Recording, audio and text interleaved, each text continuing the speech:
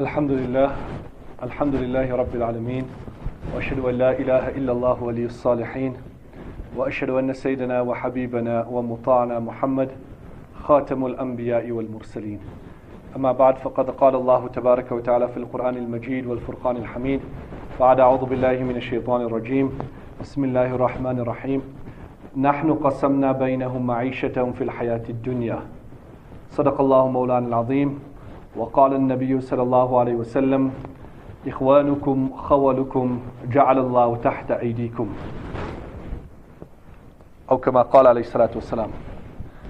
أما بعد، السلام عليكم ورحمة الله وبركاته.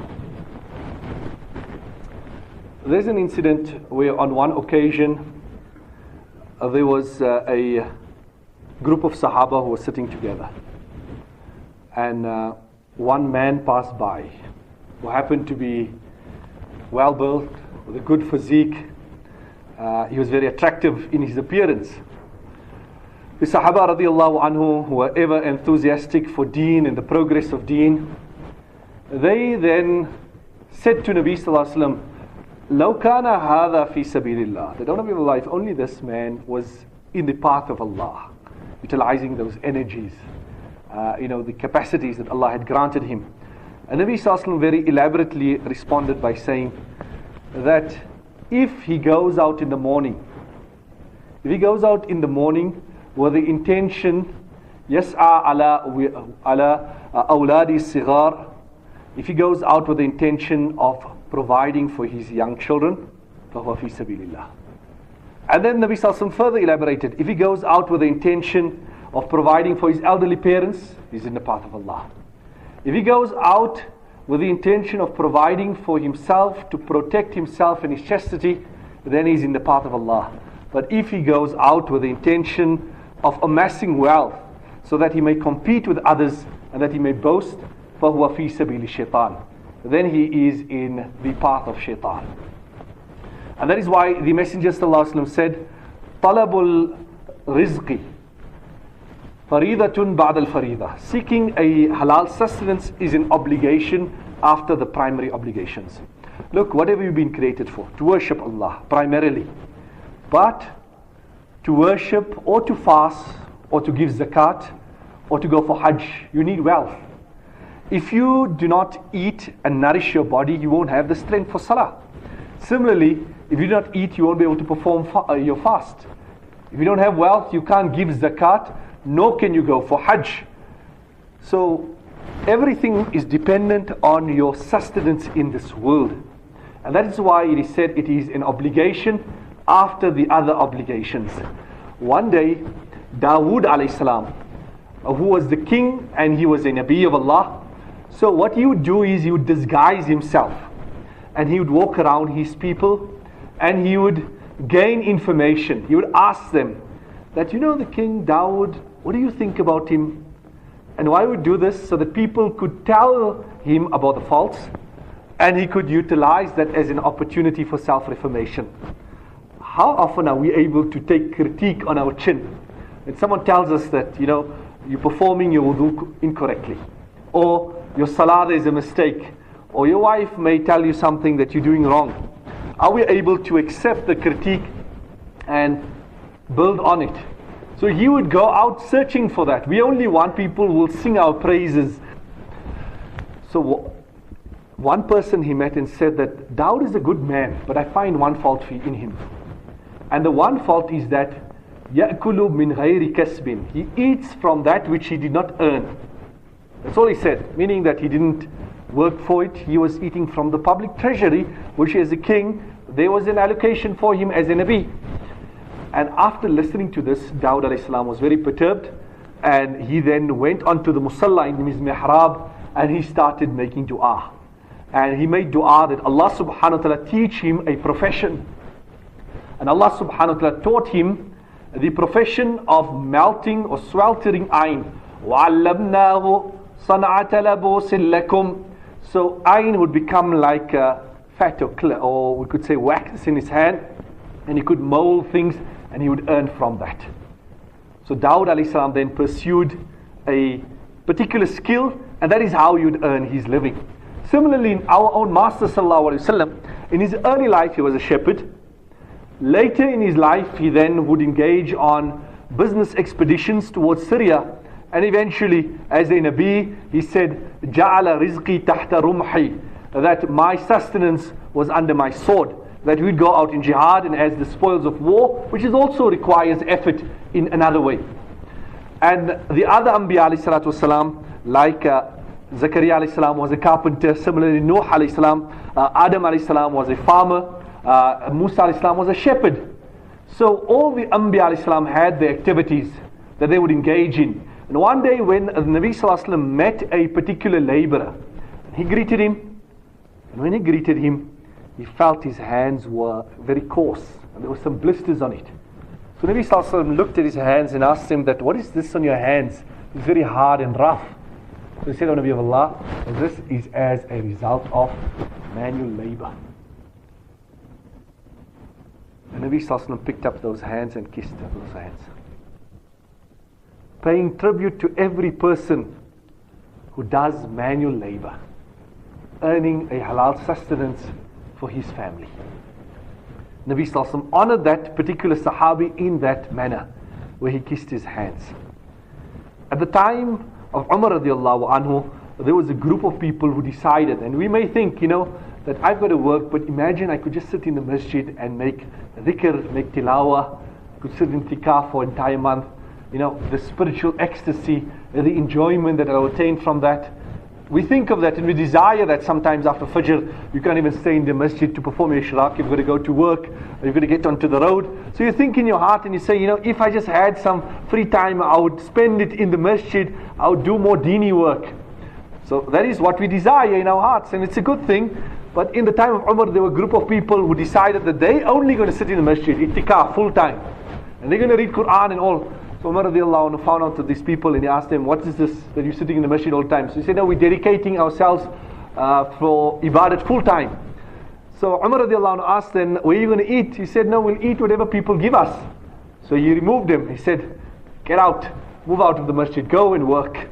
He said that, what are you going to sit here in the masjid and say, Allahumma rzuqni, وَأَنَّكَ تَعْلَمْ أَنَّ السَّمَاءَ لَا تُمْتِرَتْ ذَهَبًا وَفِضَّةً. You're going to continue saying, oh Allah, grant me sustenance, whereas you know that it doesn't rain gold and silver from the skies. No gold and silver is going to fall down for you. You've got to go out and work. So he removed them and that to go out and work. So every one of us, as much as we desire to be in ibadah perpetually, this is the system of this world. Allah subhanahu wa ta'ala has made it such that we need to engage in our various activities, some as employers, some as employees, seeking a halal sustenance, which is really noble, and it is something that can be turned into an act of worship if we make the correct intention. So by not having an intention, we get no reward. By making one intention, we get one reward, and by making multiple intentions, we get multiple reward. If you go out and you make the intention that I am seeking sustenance to protect myself from having to beg, I'm going out to seek a sustenance to provide for my children, I'm going out to provide for my parents, I will give in charity, I will assist anyone who is in need. The more intentions you make, the more you will be rewarded. Someone, in fact it was one of the great awliya who's seen that there was a snake that had come across the river, and they were on the back of a frog. It was a scorpion who had come and brought some sustenance to a lame bird and gave it in the beak. And he thought that if Allah can provide in this way for this bird, then why should I work? And then another wali had told him that, look, you want to be like that bird, why don't you be like the scorpion who brought the sustenance? So if you make your intention to benefit others, there will be the reward in that regard. Now, in the relationship between the employer and employee, there's always been the tussle. Where there's one person's responsibility, it is another person's right. So rights and obligations go hand in hand. Someone is not fulfilling the right of other one, he is not, in the other hand, it is someone else's obligation. So when you on one hand, deficient, then it goes, on the one hand, the workers are complaining perhaps that their rights are not being fulfilled. The employee feels that we're not getting our full due. And this has been an internal tussle that has always been there in different forms. But what we need to look at this in light of the Quran and the Sunnah, and what are some of the advices that Nabi Sallallahu Alaihi Wasallam had given us in this regard. Now, in this relationship, there may be certain advices that are given to the employer, certain to the employee, and then there are particular advices that are general, that need to be maintained in all our transactions and all activities that we engage in. For instance, the issue of clarity, keeping things clear, having a contract in place. Very often what happens is there's a verbal contract. You tell the person something, later on the person says, no, this is not what you said. And time and again you have problems. I know as an employee at Radio Islam, also as an employer back at our family business in Port Elizabeth, and also having a domestic. When you have things written down, clearly stated when they receive their wages, let them sign for it. Any employment, let it be in a contract with the job description clearly demarcated. Like someone had hired a person to do some jobs at home. They gave him a list of 8 things to do. And when he came home, he saw that he only did a few items. He did item number 1, 3, 5, and 7. So he says, but I gave you 8 things to do. He says, no, I'm an odd jobs man. So people, when it's not clearly demarcated, and when we don't know exactly, so the job description, what is expected, should be outlined from the beginning. Similarly, the remuneration, have it written down so you avoid any possible quarrel that may come about.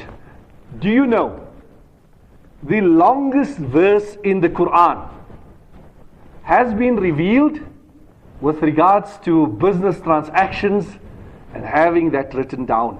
يا أيها الذين آمنوا إذا تداينتم بدين إلى أجل فاكتبوه. That is a verse that many times the Huffaz struggle in the Taraweeh Salah, because it's a long one, confusing one. I think last year I even got confused in the verse. It's a long one, but the verse is there for our own benefit, the clarity that comes in it with regards to having everything written down. And if you have that, then that will alleviate all problems at a later stage. And in the past, with the Hujjaj, there was lots of ambiguity with regards to what you're going to provide and what they get on that side. But we were promised this and we were promised that. We said we're going to stay. You told us you're going to stay in Makkah till Hajj, and now you're moving us to Aziziyah. And every time, in the past, you would get that some of the Hujjaj to be, or those that are performing Hajj, would get so infuriated that they would become physical, and they would even smack or clap or beat up one of the travel agents. And one year, one of the travel agents got a good clap, and later on they said, hey, but it was quite embarrassing. See, nobody was worth it, all the money that he got. Now they have it, a written contract that you have in place, and because of the written contract you have less fights. When last have you heard of a travel agent getting a clap? Not anymore. So because of writing out things, you have less problems. Another general thing is obviously honesty, integrity from both parties, that you always hold your word. Allah subhanahu wa ta'ala says, Ya ayyuhalladhina amanu awfu bil uqud, fulfill your covenants. When you've given your word, then you should hold your word, and don't change later on and renege on your word, or belie yourself, because one lie that is said, then it then casts a doubt over every truth that was said before that.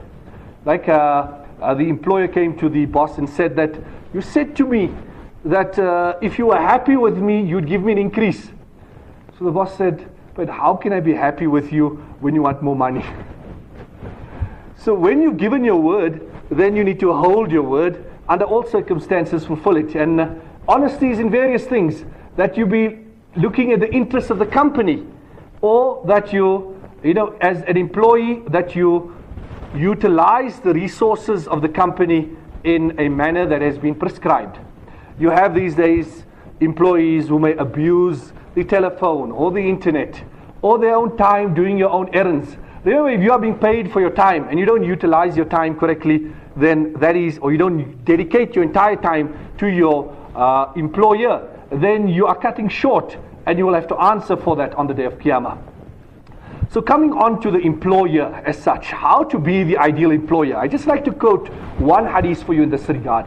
Now we're living in a world which is a capitalistic world, and the workforce has been exploited. First it was the slaves, and later on the workforce, and you find the capitalists, they always move to countries where there isn't that much regulation, so they can get maximum work done with minimum payment. If the labor regulations are too tough in a particular country, they move out, they'll move further to the east where they can get things cheaper. And they exploit in this particular manner. You have stories of people being locked up in factories and they're being made to work. Even here in South Africa a couple of years ago, where there were workers in a factory and the factory caught alight and they died because of not being able to escape.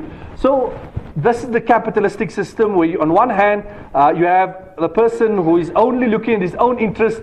On the other hand, you have the workforce who are being, every drop of sweat or blood is being extracted for them. While the Sharia says that, look, you have the right to self-enrich yourself. You can amass wealth, there's no problem. But you need to also look at the interest of your worker also. And therefore Nabi Sallallahu Alaihi Wasallam said one hadith, Ikhwanukum, khawalukum, that your workers are your brothers.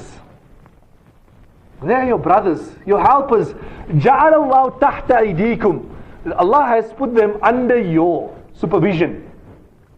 And then Nabi Sallallahu Alaihi Wasallam said profound words, and he said that فَلْيُطْئِمْهُ مِمَّا تَأْكُلُ وَلْيُلْبِسُ مِمَّا تَلْبَسُ وَلَا تُكَلِّفُوا مَا يَغْلِبُهُ, that you should give them to eat that from which you eat. Give them to wear that from which you wear. And do not burden them beyond what they can bear.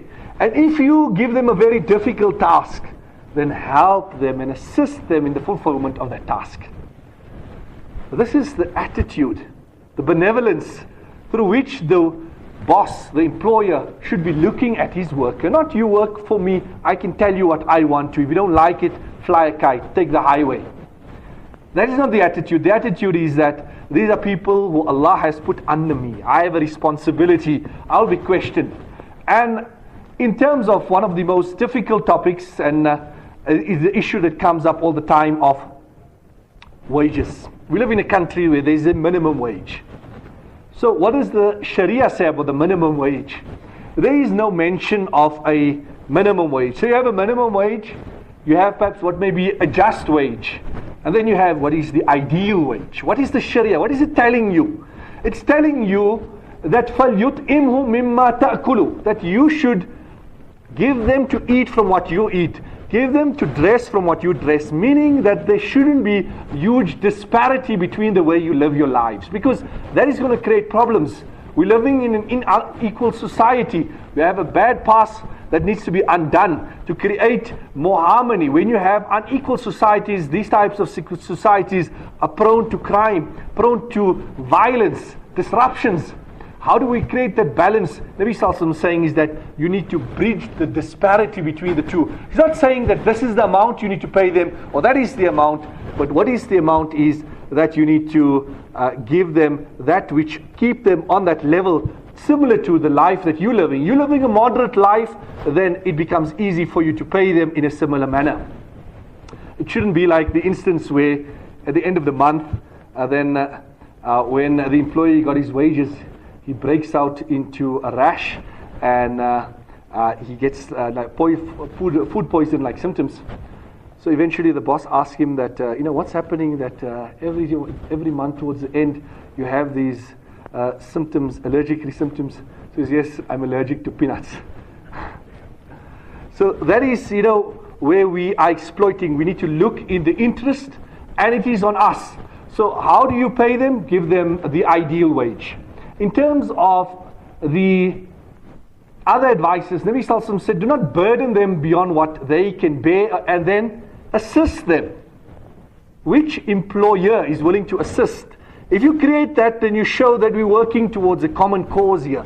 That I'm not only there to utilize and to draw every aspect out of you, of your strengths, for my own business, for my own benefit. Allah says, نَحْنُ قَسَّمْنَا بَيْنَهُمْ مَعِيشَتَهُمْ. We've made the system of some people will be on some levels, that some will serve as an employer, some as an employee, but that doesn't make you superior. You don't own the person.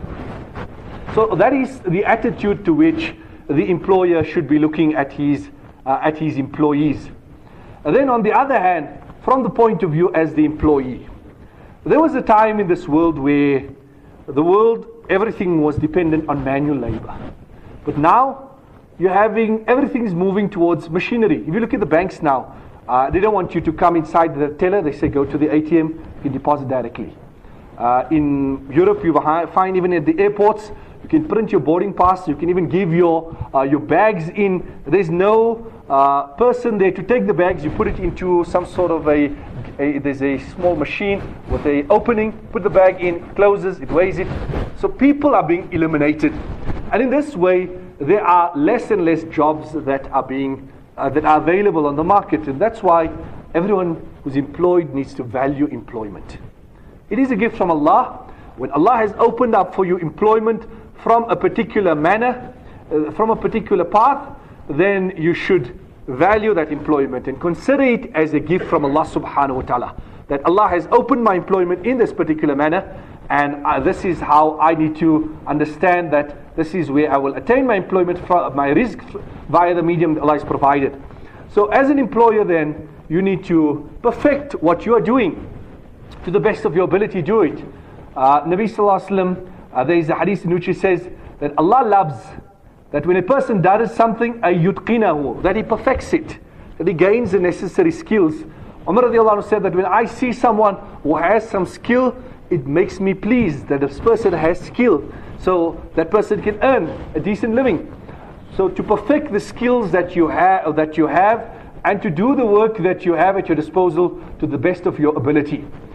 There's a statement of Martin King Jr., and he said that if it is in your lot to be a street sweeper, then sweep the street like how Shakespeare composed his poetry. Sweep the street like how Michelangelo painted his paintings. Sweep the street in such a way that when you die, people will say, here lived a street sweeper who swept his job well. Take pride in what you're doing. I arrived at the Cape Town airport, and obviously most times when you come from a flight, you need to go to the toilet. And when I came to the toilet, there was a janitor there, and he said, smiling, welcome to my office. Now you tell me I won't give him a tip after that. You're bound to give him a tip after that, because you see someone taking pride in his work, keeping the place spotless. As an employee, when you see that, if you do display that type of behavior and that type of enthusiasm for your job, you will naturally then find, that you will be promoted in the company and people will value the work that you do. The second thing is punctuality in everything that you do. That one needs to be punctual, you need to be consistent. No matter how talented you are, but if people cannot rely on you and they know that when this person has given me his word, he will do it by a particular time. Very often you find people not holding their word in times of deadlines, that they say they'll come pick up something at a particular time, or a certain task will be done at a particular time, and it doesn't get done. So when you've given your word, always be punctual in terms of your time, in terms of clocking in, clocking out. There's so many instances of people, in what Islamic institutes where people will write different times from which they'd come in. They'll write a time, they came later, they write a time earlier than that, and they get caught out, and how embarrassing it is that someone gets caught for cheating in that regard. Remember, you're being paid for your time, you need to dedicate your time entirely, and if you don't, then you are cutting short in that regard. More so, when you have your work, then you need to have the attitude to this, that I need to value my work, that you don't have get involved in office gossip, making stories against your employer, talking things that are inappropriate. When you have an issue, you take it through the correct channels within the work environment. So there was this job interview that was coming up, and a young person who went for the interview, he was being interviewed by the HR manager. So after the HR manager asked him a whole lot of questions, eventually he told him that, do you have any questions? So he thought and he said, so tell me, does this company have any sort of a fitness program for the employees? So the HR manager said, actually, we don't need one because employees are routinely going around in circles, dodging responsibility, dragging their feet, pulling strings, jumping to conclusions and running over the boss or running down the boss, so they don't need any exercise. So when you're in a work environment, then you need to conduct yourself professionally. If you have a problem, then escalate it through the correct channels. Because it is totally unprofessional that you have a problem with your boss, you're sitting at a table at a wedding and you're talking about how bad the company is or what problems you're having in your working environment. That is, it then creates a bad image, a bad reflection, not on your company but on you. It creates a bad image of yourself.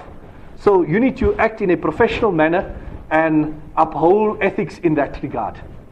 And above all of that, when we find the quality of taqwa, and that comes into anything, then it beautifies that.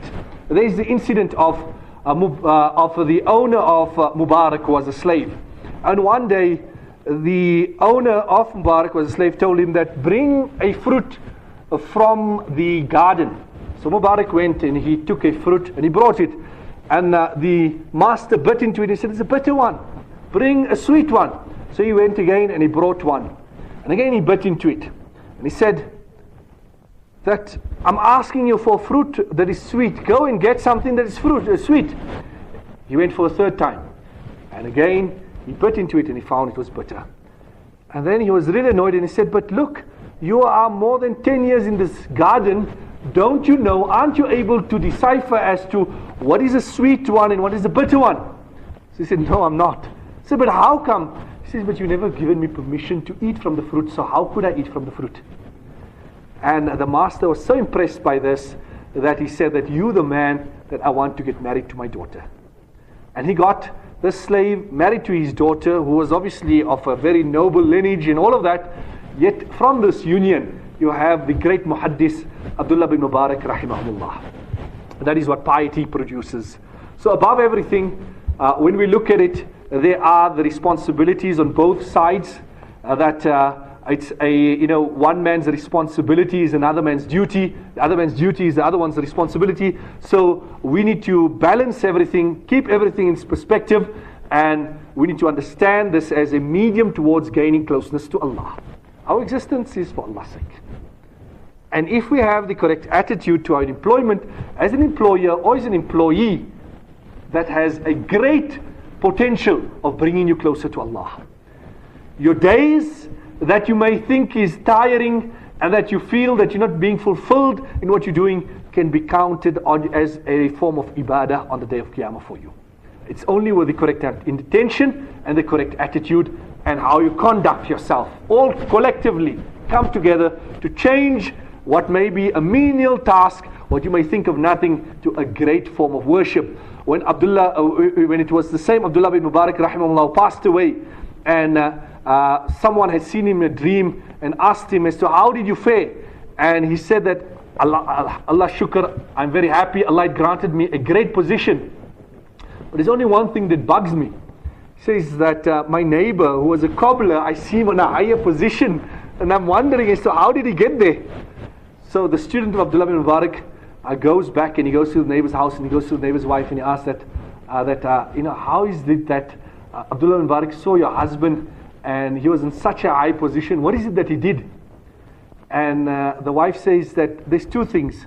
One thing is that when the azan was called, that if he was striking with a hammer, you wouldn't allow that strike to continue. You would drop the hammer mid-air and go to salah for the masjid.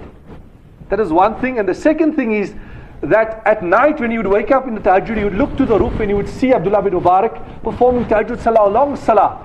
And he would say that, Ya Allah, I'm a laborer. I've got to chop iron in the day. That is my work.